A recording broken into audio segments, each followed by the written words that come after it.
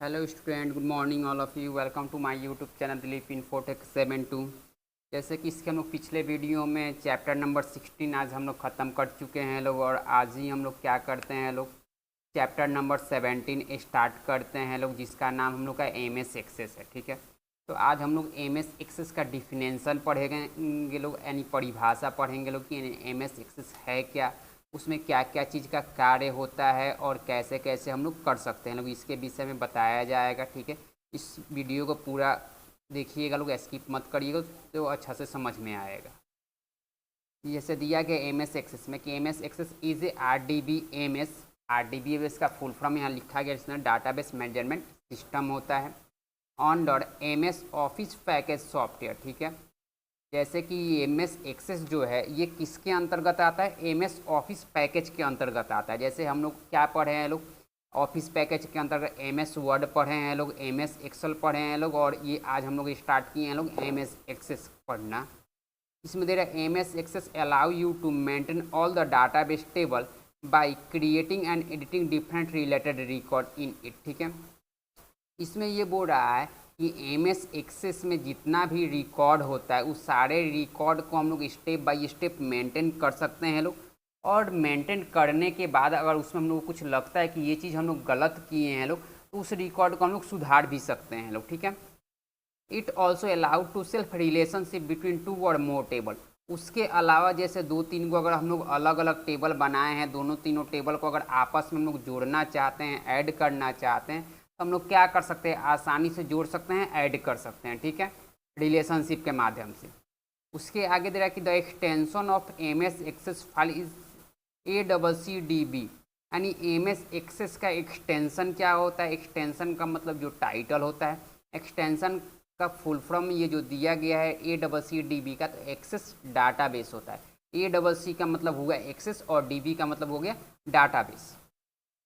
उसके अलावा दे रहा है डाटाबेस में, a database is a collection of data related to the particular subject और स्ट्रक्चर। ठीक है, इसमें हम लोग को एक नया चीज़ मिला है पढ़ने के लिए, ये कि अगर कोई भी डाटा अगर हम लोग एंट्री करते हैं लोग एम एस एक्सेस के फाइल में, तो पार्टिकुलर जब हम उसका सब्जेक्ट देंगे तो सब्जेक्ट के अकॉर्डिंग हमको उसका एक स्ट्रक्चर भी देना पड़ेगा। तो ये सब्जेक्ट क्या होता है और स्ट्रक्चर क्या होता है। सब्जेक्ट का मतलब जैसे हम लोग नेम लिखते हैं, तो नेम का स्ट्रक्चर हम लोग का टेक्स्ट हो जाता है, क्योंकि नेम हम लोग टेक्स्ट से यानी ए बी सी डी से लिखते हैं। ठीक है, अगर हमको फी लिखना होगा, ठीक है, तो फी हम लोग नंबर से लिखते हैं लोग, इसलिए हम लोग नंबर चूज करेंगे लोग। उसके आगे दे रहा है कि it is use to maintain all the record सॉर्च as exam record, fee record, employ record, etc. ठीक है, जैसे कि हम लोग क्या करते हैं लोग, अगर एम एस एक्सेस में और कोई रिकॉर्ड एंट्री करके अगर हम लोग रखना चाहते हैं, जैसे कि किसी बच्चे का एग्ज़ाम का रिकॉर्ड हो गया, किसी बच्चे का फ़ी का रिकॉर्ड हो गया, किसी वर्कर का एम्प्लॉय का रिकॉर्ड हो गया, तो ये सारा कुछ हम लोग एंट्री करके इसमें रख सकते हैं लोग। ठीक है, उसके आगे दे रहा है फाइल मेनू में कि in the upper left corner of the access window in the file menu. यानी ये चीज़ आपको पहले भी बताया गया है एम एस वर्ड और एम एस एक्सेल में, कि ये जो फाइल मेनू रहता है वो कहाँ रहता है, ये सबसे ऊपर रहता है, टॉप में रहता है, और किस साइड में रहता है, तो लेफ्ट साइड में रहता है। ठीक है, उसका नाम क्या है, तो फाइल मेनू है। जिसके आगे बोल रहा है कि when you click the button A menu appears, यानी जब हम लोग उस बटन पे क्लिक करते हैं तो हमको क्या करता है, तो मेनू अपीयर्स करता है। तो किस टाइप्स का मेनू अपीयर करता है, तो you can use the menu to create a new file, open, save and perform many other task. जैसे कि उस फाइल पे क्लिक करते हैं तो हम लोग को न्यू पेज लेने के लिए अलाउ करेगा, ओपन करने के लिए अलाउ करेगा, सेव करने के लिए अलाउ करेगा, यानी परफॉर्म मैनी अदर टास्क। उसके अलावा उसमें और सारा टास्क दिया गया है, उस टास्क को हम लोग पूरा कर सकते हैं लोग। ठीक है, उसके आगे हम लोग का दिया गया है जैसे कि टेबल।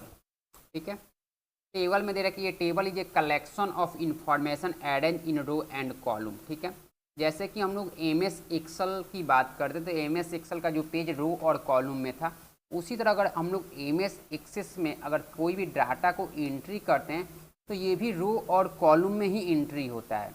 उसके अलावा बड़ा information about an item display in row and column, जो भी आप इंफॉर्मेशन आप क्या करते हैं, राइट करते हैं, लिखते हैं, ठीक है, वो हमको रो और कॉलम में ही लिखना होता है।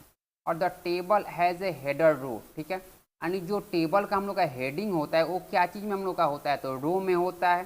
ठीक है, रो का मतलब जो ऊपर हम लोग का हेडिंग लिखा हुआ रहता है। क्रिएटिंग न्यू डाटाबेस में दे रहा है कि it is you to creating a new database you must create the create form report query. अगर हमको कोई डाटा को क्रिएट करना है, जैसे टेबल बनाना, जैसे कोई किसी प्रकार का फॉर्म बनाना है, किसी प्रकार का रिपोर्ट बनाना है, किसी प्रकार का क्यूरी का टेबल बनाना है, तो ये सारा चीज़ आपको अगले वीडियो में आप लोग को बताया जाएगा। ठीक है, कि फॉर्म हम लोग कैसे बनाते हैं, लोग किसी चीज़ का रिपोर्ट बनाना होगा तो रिपोर्ट कैसे बनाते हैं लोग, क्यूरी का टेबल बनाना होगा तो क्यूरी का टेबल कैसे बनाते हैं लोग, ये सारा चीज़ आपको अगले वीडियो में बताया जाएगा। ठीक है, स्टेप बाय स्टेप। तो इसको करने के लिए सबसे पहले हम लोग फाइल मेनू में जाके न्यू पे आएंगे। न्यू पे आने के बाद आपको ब्लैंक डाटाबेस पे क्लिक करिएगा। जैसे ही आप ब्लैंक डाटाबेस पे क्लिक करिएगा तो type name for the database table. जैसे आप लोग को याद होगा कि जैसे पिछले वीडियो जो आप लोग देख रहे हैं लोग, ठीक है, उसमें सबसे पहले हम लोग फाइल का नाम नहीं देते हैं लोग, चाहे वर्ड का हुआ या एक्सेल का हुआ। ठीक है, लेकिन एमएस एक्सेस ऐसा चीज़ है, इसमें हमको सबसे पहले टेबल का नाम देना पड़ता है कि जो आप टेबल जनरेट करिएगा वो जैसे इम्प्लॉय रिकॉर्ड के लिए करिएगा, स्टूडेंट के फ़ी के लिए करिएगा, स्टूडेंट के एडमिशन के लिए करिए, यानी क्या चीज़ के लिए करिएगा उसका सबसे पहले आप नाम दीजिए। और नाम देने के बाद आपको क्रिएट पे क्लिक करना है। क्रिएट पे क्लिक आप जैसे ही करिएगा तो यहाँ फील्ड नेम, फील्ड टाइप और डिस्क्रिप्शन लिखा हुआ आएगा, और आईडी और ऑटो नंबर ऑलरेडी ये लिखा हुआ आएगा ऑटो नंबर तक। ठीक है, उसके आगे से हमको क्या करना है, तो यहाँ से फिल करना है, बनाना है अपने टेबल को। जैसे कि यहाँ लिखा गया है नेम, नेम का अंडर क्या डाल दिया गया, टैक्स, यानी जो स्ट्रक्चर उसका हो गया, कोर्स का स्ट्रक्चर टैक्स हो गया, फ़ी हम लोग का नंबर में आ जाता है, date of birth date and time में आ जाता है। इसी के अकॉर्डिंग हम लोग जो भी सब्जेक्ट डालेंगे उसका हम लोग को स्ट्रक्चर डालना पड़ता है। अब जैसे ही आप स्ट्रक्चर अपना कंप्लीट डाल लीजिएगा तो जहाँ आपका फील्ड नेम लिखा गया है उसके ऊपर वहाँ टेबल 1 लिखा हुआ रहेगा। ठीक है, यानी जो ये फील्ड नेम लिखा है इसके ऊपर टेबल 1 लिखा हुआ रहेगा। उस पर आप राइट क्लिक करके डाटा शीट व्यू पे जाके क्लिक करिएगा। उसके बाद अपने रिकॉर्ड को आसानी से आप एंट्री कर सकते हैं।